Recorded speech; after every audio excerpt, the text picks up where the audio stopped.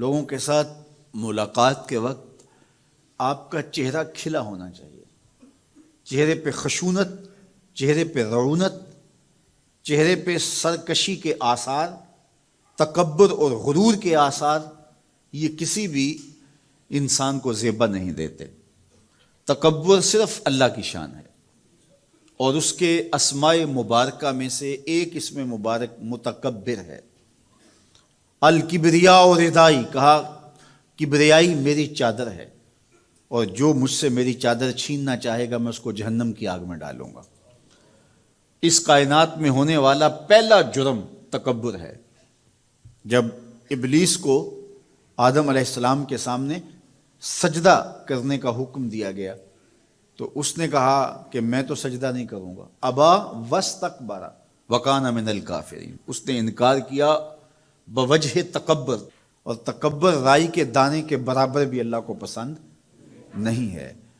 اور قیامت کے دن جب لوگ سور اسرافیل سے آغوش موت میں ہوں گے تو اللہ تعالیٰ جل شانہ لوگوں سے خطاب کرے گا، تو اس میں ایک جملہ یہ ہوگا، این المتکبرون، تکبر کرنے والے کہاں ہیں؟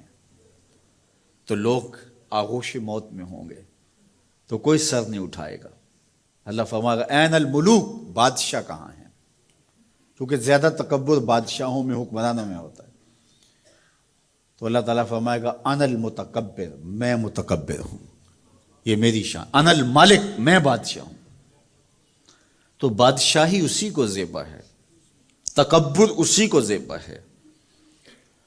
تو نصیحت کرتے ہوئے فرمایا وَلَا تُصَعِرْ خَدَّكَ لِلنَّاسِ، لوگوں کے سامنے اپنی گردن کو، اپنے چہرے کو، اپنے رخسار کو ٹیڑھا نہ کرنا۔ ابن منظور افریقی نے لسان العرب میں لکھا ہے کہ یہ سعر سے نکلا ہے، اور یہ اونٹ کی ایک بیماری ہے۔ جس طرح بندوں کو لقوہ ہو جاتا ہے، اس کا منہ ٹیڑھا ہو جاتا ہے، تو اونٹ کو ایک بیماری لگتی ہے، تو جب وہ بیماری اس کو لگ جائے تو اس کی گردن ٹیڑھی ہو جاتی۔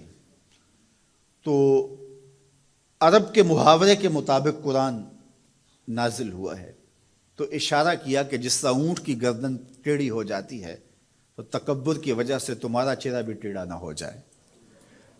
یہ تمہارا چہرہ اچھا نہیں لگتا، اس پہ خشونت، اس کے اوپر غصہ، اس چہرے کے اوپر جو ہے وہ وحشت اچھی نہیں لگتی، اس چہرے کے اوپر تبسم اور مسکراہٹ اچھا لگتا ہے۔ یہ چہرہ ہنستا ہوا گلاب جیسا ہی اچھا لگتا ہے۔ تو اپنے رخسار کو ٹیڑھا نہ کرو، اپنے لہجوں کو خوبصورت بناؤ، آنے والے سے خندہ پیشانی سے ملو، اور لوگوں کے ساتھ تمہارے رویوں کی خوبصورتی تمہارے چہروں سے دکھائی دے۔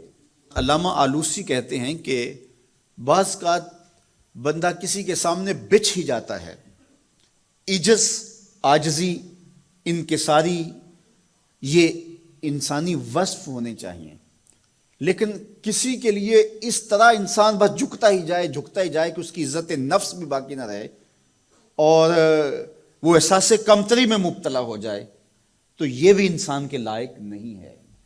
تو رخسار کو ٹیڑھا کرنے کا جو ہے وہ مفہوم یہ ہے کہ آپ عجز اختیار کریں، لیکن اس عجز کا یہ مفہوم نہ ہو کہ آپ کی عزت نفس مجروح ہو جائے۔